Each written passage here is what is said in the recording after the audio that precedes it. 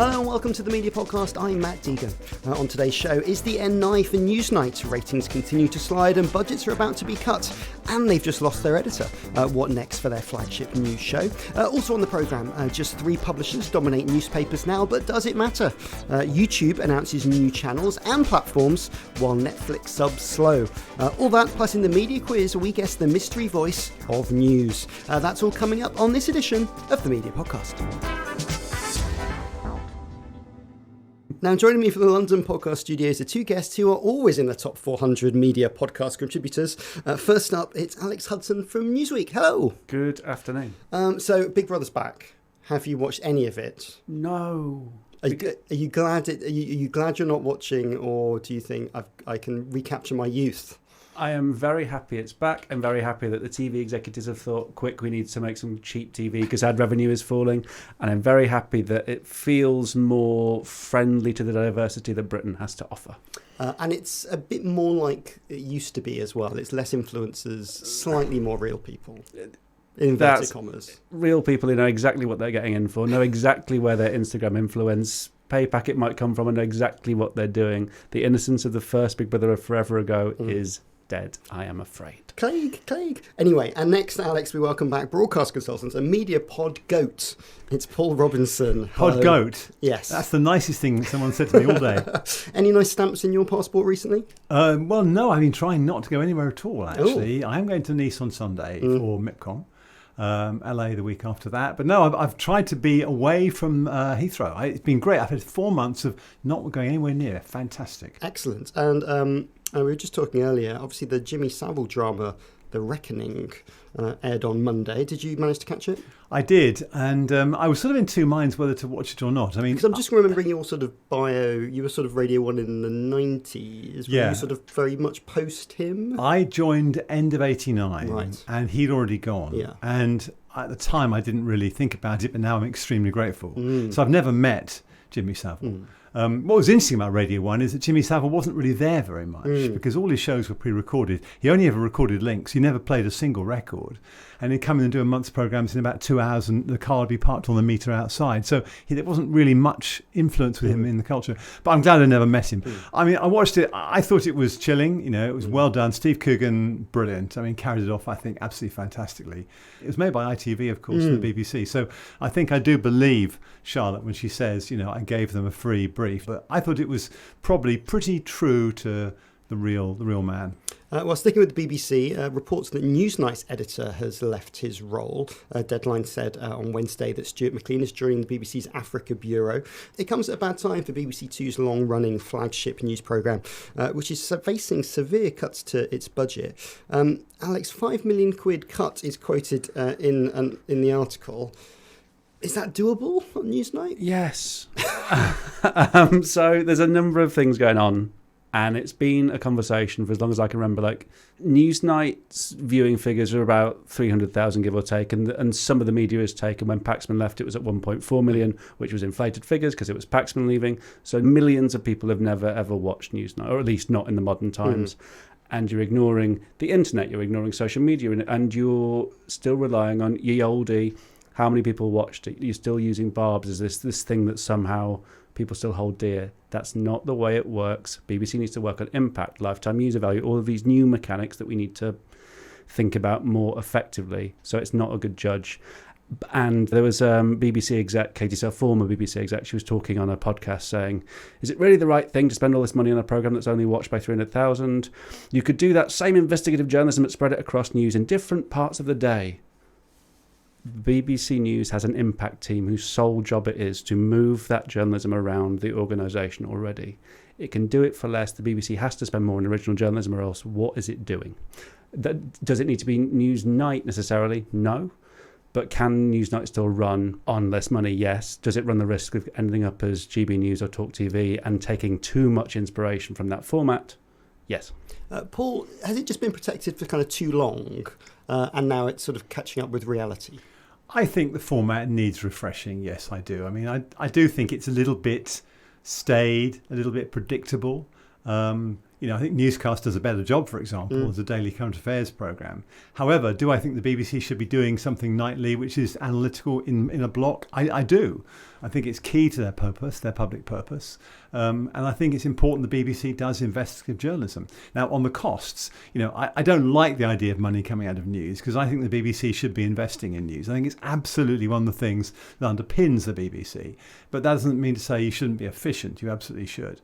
But I think the BBC should be investing in news. And I do think some sort of structured investigative strand that's there every night. Maybe it needs, a new look. Maybe it needs a high-profile presenter. We know that, names will bring audiences in. Alex has just made that point very eloquently. But I do think that some sort of current affairs investigative journalism on the BBC should continue on BBC One or BBC Two. I mean, Alex, there's been quite a bit of changes in BBC News, the bringing together of the domestic and world news channels. Kind of mixed reviews. Obviously, there's been trouble with it, but it's probably to a certain degree the right thing to do. How does the BBC deal with this emerging sort of personality journalism? How does it deal with the globalisation of news? How does it deal with the fact that it's still funded by the licence fee payer? Consolidation is good, but what they have done is they are thinking about it as a sort of removing content rather than optimising content. They're allowing journalists less freedom of their own volition. It's more being centralised into a big amorphous blob of content rather than it being sort of specialised journalists going out and doing these interesting things for programmes that then travel across the BBC. But that's one of their aims, isn't it? To try and reduce kind of like duplication and commissioning so that they can put some of the money behind more individualistic sections. They're always changing the organogram. They're always having a restructure. They're always thinking about how they do fewer things better, or make the unmissable omnipresent. All of these things, but it's still the same issue that if you're doing good original off-diary journalism, you are not going to tell anyone else about it, because that's when those stories die. And if someone else has a similar idea, journalists aren't that sort of singly thinking about one issue. There is often going to be an overlap. And if the BBC does too many good stories, that's not a problem. It's if they're not doing any, that's the issue. Well, there's been a very large off-diary story this week with the issues around Israel and Palestine. How do you think news has done in covering this? Is it almost uncoverable? It has to be covered effectively. The idea that you can cover it without the instant polarisation of every side is... And I'm going to be incredibly careful and speak very slowly, because it's a case of every single word you say on this issue is under the sharpest spotlight. And so there are so many ways that you can say a single word wrong, and it affects the way the entire discussion goes from there. And so I think I'm going to simply quote a TikTok influencer. I'm going to take a tick called The History Wizard, fascinating content. And he says, "Can I sum this up in an easy to understand way? No, the system is effed sideways. Anyone who tells you differently is a liar." And so how you get through all of that in a factual way, given the propaganda machines on all sides, both domestically and internationally, and how you get to the heart of the story factually, given the centuries of history around this, it has to be covered. It is very difficult to cover effectively, responsibly, and factually. Well, it's hard to be covered in a way that everyone's happy with, isn't it, Paul? Yes, it is. And it's not a surprise the BBC's had complaints.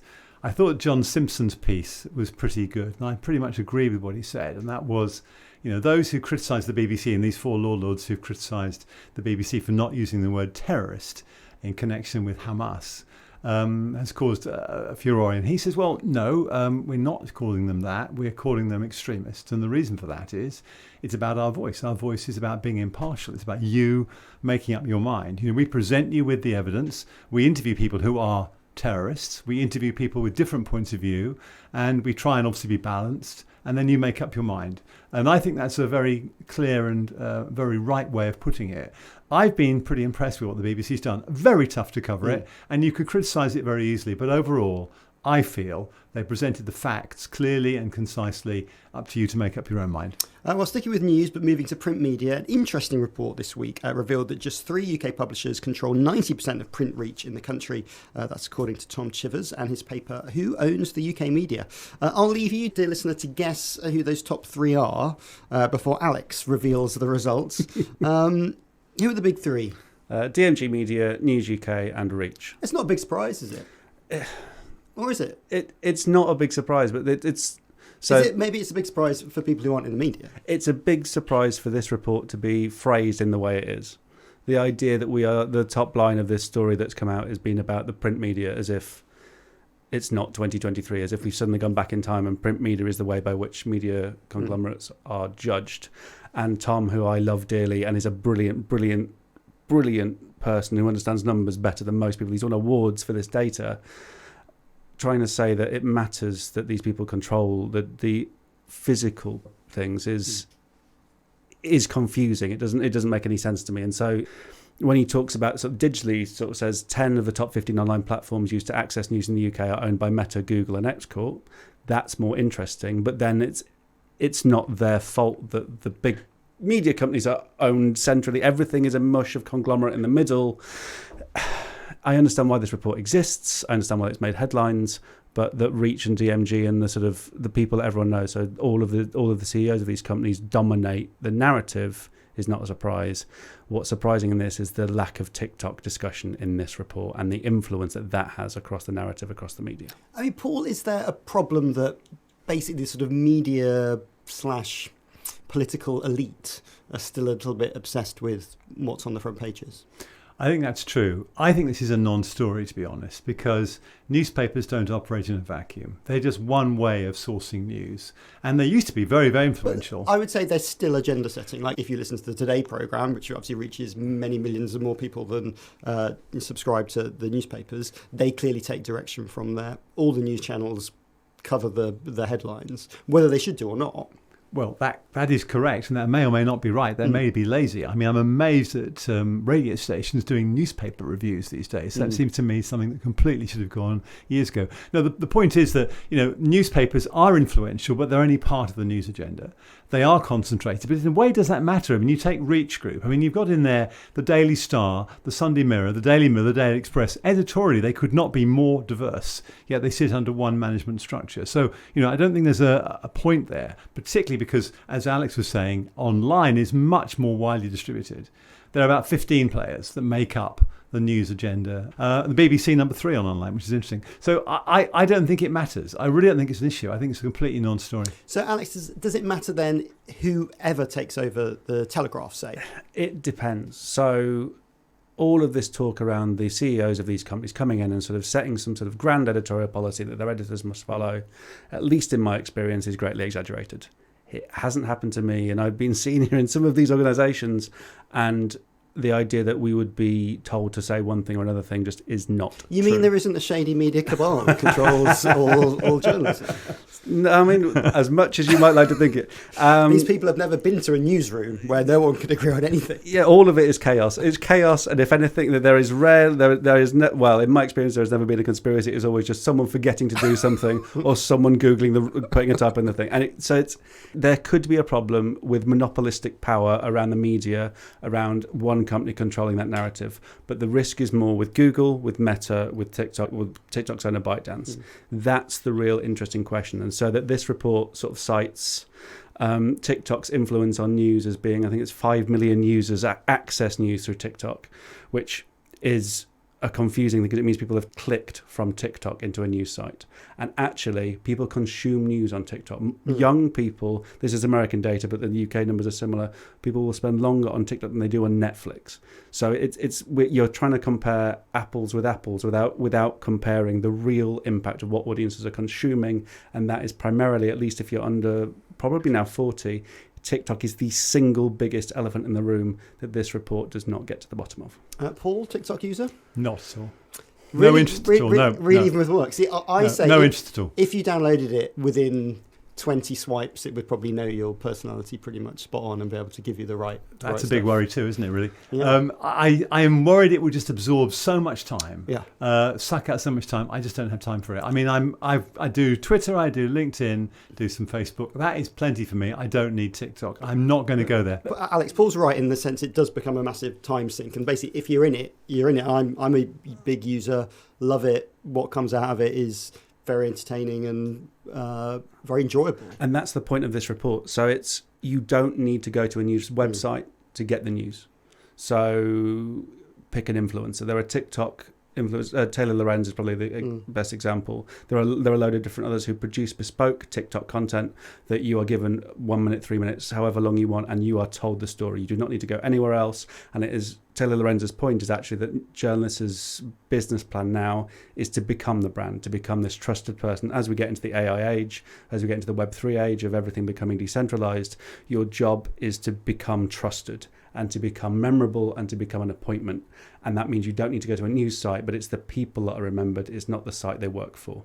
Okay, digital natives, stay with us as we've got more on Netflix, YouTube and podcasts after this short break. Paul and Alex are back with me for some more stories in brief. A few announcements from YouTube this week. The launch of primetime channels and also YouTube podcasts in the UK. Paul, what are primetime channels? Well, primetime channels are really an aggregator of lots of other stuff. I think this is YouTube, who are massively viewed, but aren't sort of proper telly. I mean, YouTube is sort of seen as being something you watch, but it's not like the big telly on the wall. I think they want to grow into proper television and get the points for that. But also, they definitely over here in the UK. But I think the same in the US too. Okay. I mean, I think it's true in most of Europe, actually. I mean, there are countries where YouTube is less well used, largely because broadband's not so well developed. But the point being is, I think they're arguing that having multiple apps is a real problem and people don't like doing that. I've seen no evidence for that. I've seen no data to support that. It may be correct, it may not be. I think more likely is that YouTube know that they are, absolutely up there for discovery, and they don't want to lose that audience, and they want to now convert them into customers they can monetize in other ways. And it's smart, to bring in NBCU content, bring in Paramount content, all under one umbrella, including podcasts. So all that stuff's in one place. It's easy for people. So this is like if you want to sign up to like Lionsgate TV, you can do that now through YouTube. Yes, I mean you're starting to see it a bit happening with the pay TV operators. You're seeing Sky and Netflix now operating together and advertising together because they realise that people are confused, and also the data suggests that no one's going to buy really more than 3 or 3 and a bit of the streaming subs. Now, as more and more people come into that market, and you've got a lot of competitors still yet to come into the UK, someone's going to fall by the wayside. We know that Netflix, Amazon, and Disney, in that order, are the 3 big ones. How are the others going to get any market traction? By bundling with something like YouTube primetime channels, they can get into households. Because it's a bit like what Prime Video do with channels as well, isn't it? So you can sort of do a sub within a sub. Yeah, you can. I mean, obviously, Prime Video channels a subscription, and then they've got Freebie, which is the advertising part of it. It's the same idea. I think that what's interesting, though, is that the Amazon Prime Video channels are not generally big brands like Paramount coming in. They're either vertical channels or they are, sort of more like fast channels with fairly small number of hours, 100 or so hours, unique hours. This is actually, real proper grown-up telly with all the big Hollywood blockbusters. That's the difference. It was interesting looking at what happened between Disney and Charter in the States, and sort of an understanding that cable companies are still quite useful for reaching subscribers and stopping churn, because these people are used to signing up people to long contracts.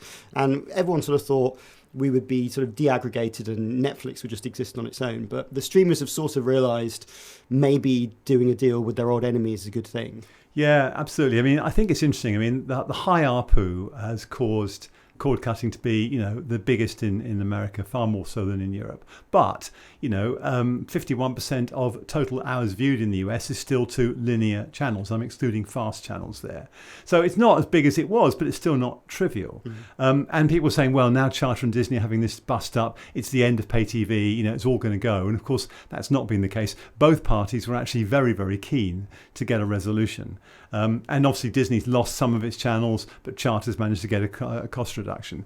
So I think it's interesting. At the end of the day, I don't think linear is going away. I mean, I'm going to MIPCOM next week. The hot topic, everyone's talking about either AI or fast. I've had so many invitations to cocktail parties to fast channels. So fast, free, ad-supported television. Yes, yeah. But it's linear. It's another linear service. So, my belief is that streaming is not going to replace every linear service on the planet. It just isn't.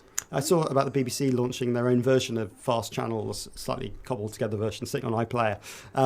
If they're not ad supported, I thought are they like FBZ channels with sort of PSB in the middle? I don't know. It's like a burger without the burger, isn't it? Yeah. How you own the pipes. So this is the next stage of where we're going. The way that so much of Apple's money comes from App Store, where it just hosts and it takes 15% cut or 30% cut. And so this as much as Elon Musk shouts about super apps, it's Alphabet's push for the super app. If Google can work out a way to own the pipes where everything comes from in the way that cable companies have done previously, that is a huge, huge cash cow for the next generation.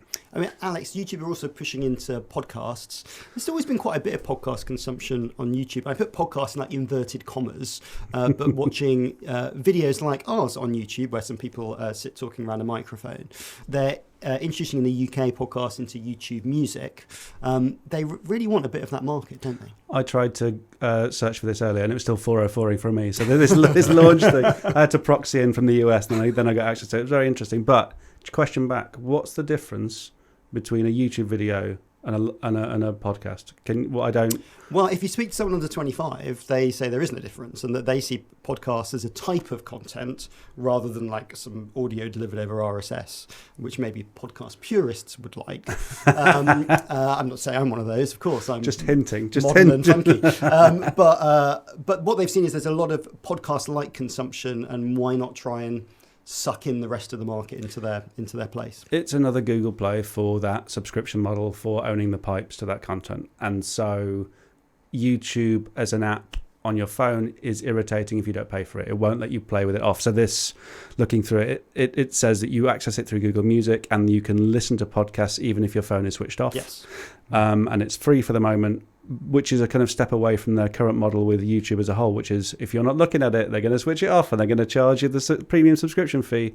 So it feels like the first step of YouTube softening slightly how it sees long-form content being consumed in this way. And I think it's a test.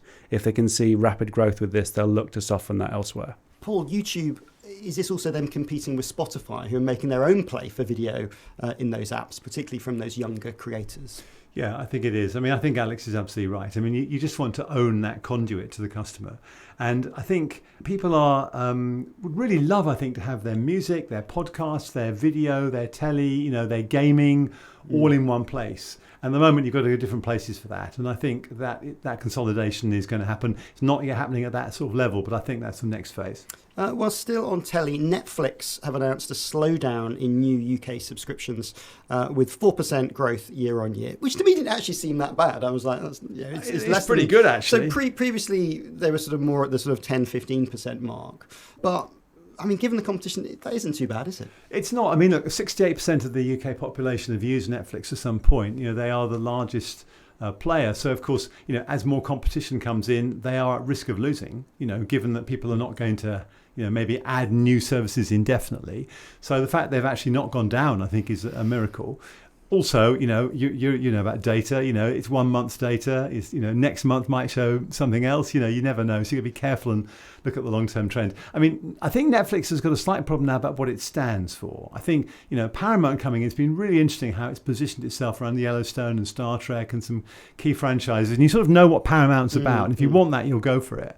Amazon we know, and we know why everyone has Amazon. Disney is Disney. I think Netflix hasn't quite got a position. It's tried to really focus on movies, original movies, and they've been a bit hit and miss, haven't they? Some are great, and some are, frankly, not so great. They're feeling the white heat of competition, and there's also the economic effect. I mean, there's no doubt people are being more careful with money, and we've seen some turn down because of that. So overall, I don't think this is a bad set of numbers for Netflix. I don't think anyone's going to be panicking. 230 million subscribers worldwide. It's not a bad business. 1.4 billion profit last quarter. I think they're going to sleep at night. Well, Alex, I mean, revenues are up.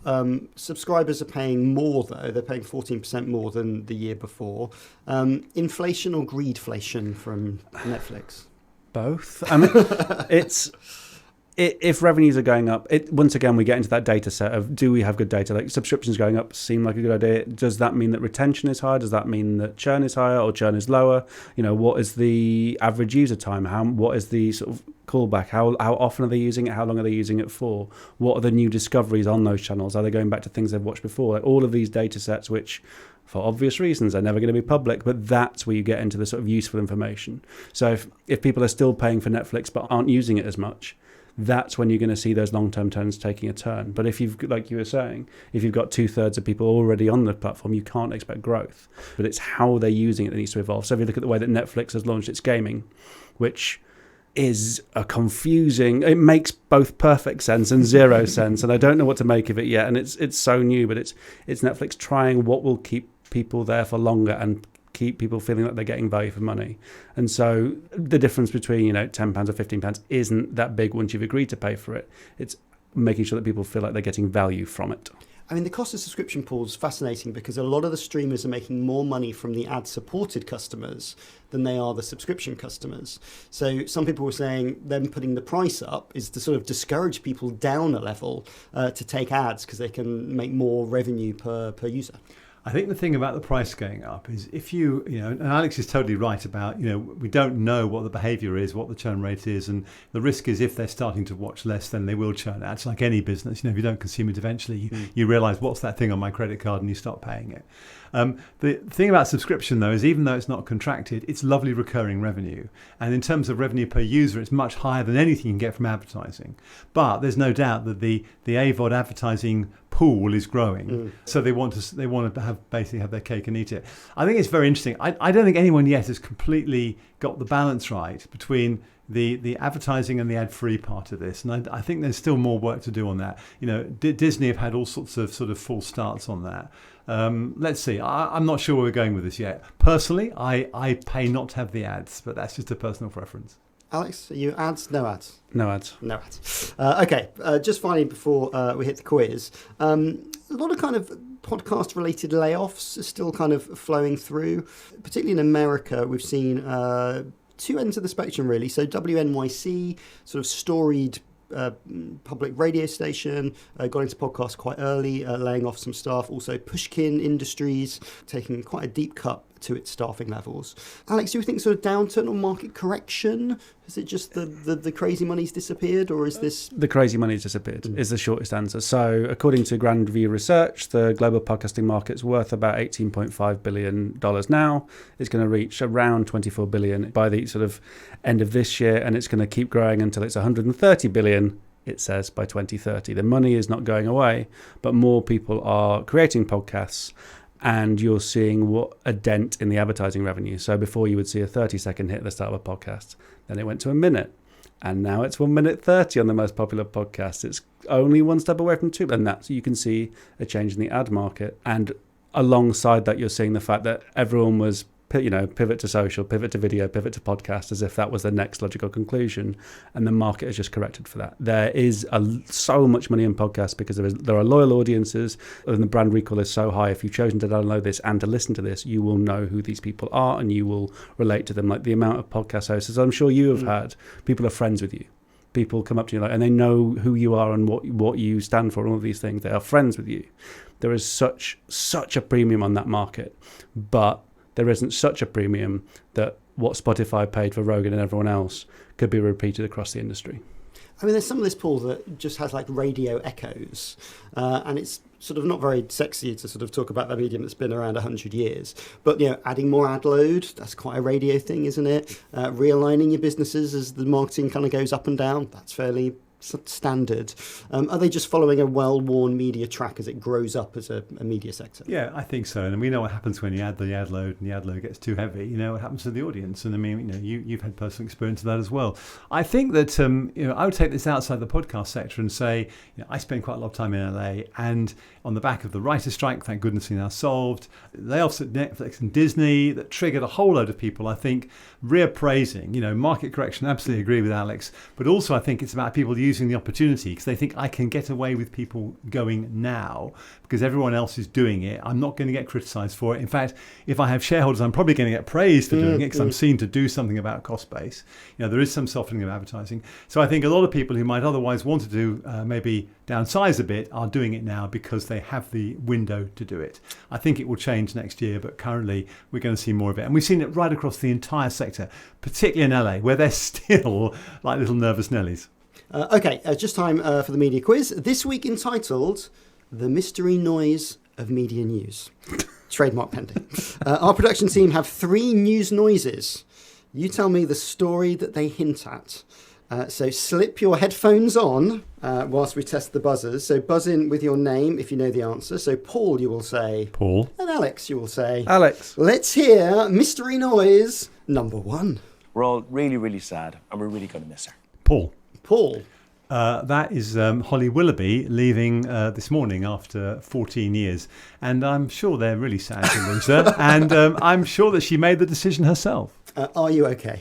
I am okay. I'm just about coping with it. I mean, I did think it was quite extraordinary watching Mark Austin doing the news, and he was covering the conflict in Israel. From Israel. From Israel. And then he had a news flash in his ear. And it was, Holly Willoughby's resigning from this morning. I thought that was the most bizarre bit of news I saw this week. It was, Alex, a strange end to Holly's reign. I don't know what to say. That hint about whether or not it was her decision or not, I had not. That it felt like her decision. Is it not her decision? I don't. Look. Here's my theory, right? And I've got no evidence for this. And this is just comment. Nothing. I believe that obviously they thought, well, we need a clean slate, but we can't get rid of Holly at the same time as Phil. Let's let her, come back and sort of say her goodbyes, and we'll gradually, let her work her way out of the system, and we'll start with a brand new team. It is a strange one. So Philip had like a sort of 30-second montage. I think she got some messages on like the side of TV Centre in the opening titles. Like it's just going to be like a small card is shown for the next presenter. It's strange that she didn't get the chance to come back in and do the whole show of tears and all that sort. That's the surprising thing. I think. Doesn't that tell you it's probably not her decision? I mean, Paul, people leaving shows is complex for everyone involved, isn't it? Well, in radio it's very simple. You go and see the programme director and he says, Matt, you've just done your last show. And you go, oh, right. Are you saying this is my last podcast? But definitely not. You're too good. But you know what I'm saying? Yes. This is what happens. I mean, I think that ideally you want to let people sort of say their goodbyes. But, I mean, what more is she going to say, for goodness sake? How many more false tears can we have? Look, good luck to the girl. 14 years, very successful. 6 less than Philip, by the way. But I'm sure she'll find out. Well, Kevin did say we'll see you with ITV doing other stuff. So I'm sure she'll pop up somewhere. I can't wait. I thought she was like gold dust for ITV. Is that? It just shows what can change. What can change overnight.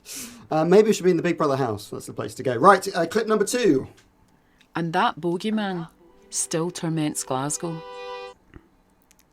Alex. Yes. That's about the podcast about the unsolved murders of the Glasgow women in 1960s, which means that the case is being reopened because of good BBC content. Yes, it's Bible John, the podcast that's promoted police in Glasgow to reopen the case. This is sort of a dream outcome if you produce something like this, isn't it? Or do some journalism in this way. There we go. Impact. Judge on impact, not on audience figures. Judge on impact, not on audience figures. The way that we should be judging things is around if laws are changed, if someone is held to account, if you fundamentally change the way that a thing is seen or the way that a thing is taken forward. That is the most important bit of journalism, which is exactly what the BBC should be doing. More original journalism, more change happening, more journalism that affects the way that society operates. Right, clip number 3. You made a reservation for a mid-size, and she's a small. Paul. Who was that? This is Jerry Seinfeld. Yes. The show finished, I think, 25 years ago, and they all ended up being arrested and bunged into prison, and he's hinting now about there being an alternative ending. Yes, because it was sort of a universally hated ending to Seinfeld. Yes, it was more hated probably than the end of Game of Thrones. Are you a Seinfeld viewer? No, I've watched the first episode of Seinfeld 3 times. I've never bothered to go further. It's like well, 3 is pretty good. I mean, I think they should be very lucky, Alex, with that. It's definitely worth it. It. Like all things, it doesn't date quite as well as you'd hope it would. And this was because the comedian Jerry Seinfeld, the eponymous star of the sitcom, mentioned that, something is going to be happening that has to do with the ending an event last week. Are you excited about return for Seinfeld? No, I never liked it. Never liked it. Never understood it. Never found it funny. I mean, I think the best quote is, it's a show about nothing, and that really says it all for me. There we go. Well, that makes Paul our winner. For that, you get to mastermind our reboot of the new Seinfeld series. Oh, fantastic. Well I can't done. wait. My thanks to both of you. Alex, where can people keep up with what you're up to? At Alex Huds, AlexHuds, on Threads, on Instagram, on TikTok. I'm still on X, but no one uses it anymore. But yeah, Alex Huds everywhere. And Paul? Oh, just look at the Newswise. This week I've got a nice double-page article in C21 and a piece in Variety. That's probably will do. Excellent. We'll put a note in the show notes. Thank you both. Thank you very much. Enjoyed it a lot. And lovely studio. Gorgeous. And funny you should say that, Paul.